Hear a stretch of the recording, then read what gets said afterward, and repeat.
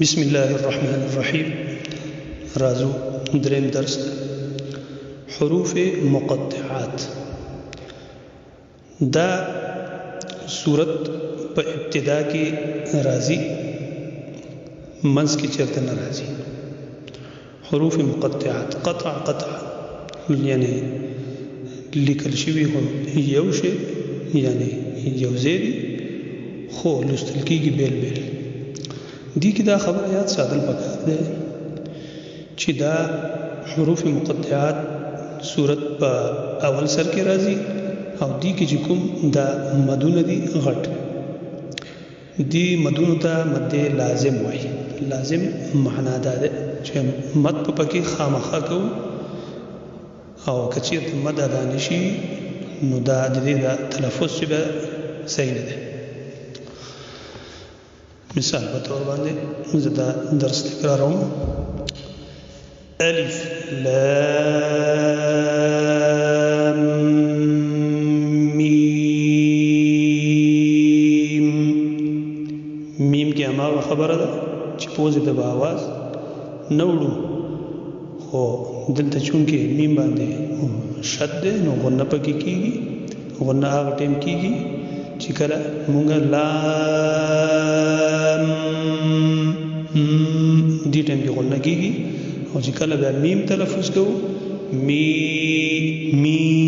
پوزې د به آواز نه وړو میم داسې ووایو. دویم چې د الف لام میم صاد. کوشش دا پکار دی چې دا میم چې آخري چې کوم میم راځي دا صاد نه جدا وي. الف لام را.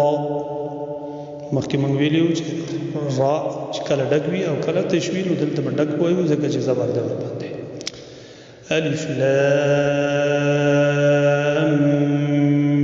میم را. دا میم چې کوم آخري کې میم راځي دا به د را نه جدا وي. کاف ها یا عین صاد طه طاسیم میم. دی کلمه کې چې ده دی کې خلق بعضی طاسیم سین وای، سین اول سین وای بیا میم وای. دا صحیح نه ده بلکې سیم لکه مونږ وایو چې دا سیم راوړه دا هماغه سیم ده. طاسین اخره کې سین چې ده هلته کې نون راځي نو دا نون لږ واضح ول پکار دي چې معلوم شي چې اخره کې نون ولوستل شو. یاسین صاد حمیم حمیم عین سین قاف. دلته کې حمیم سره عین سین قاف هم راغلی دی نو پکار دادی چې دا حمیم دا عین نه جدا شي لکه حمیم عین سین قاف.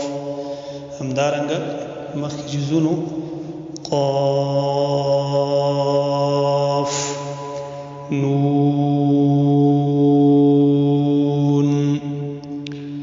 دا سبقو دریم درسو انشاءاللہ بس الله تعالی دې موږ ته توفیق راکړي چې موږ صحیح تلفظ سره دا ادا کړو.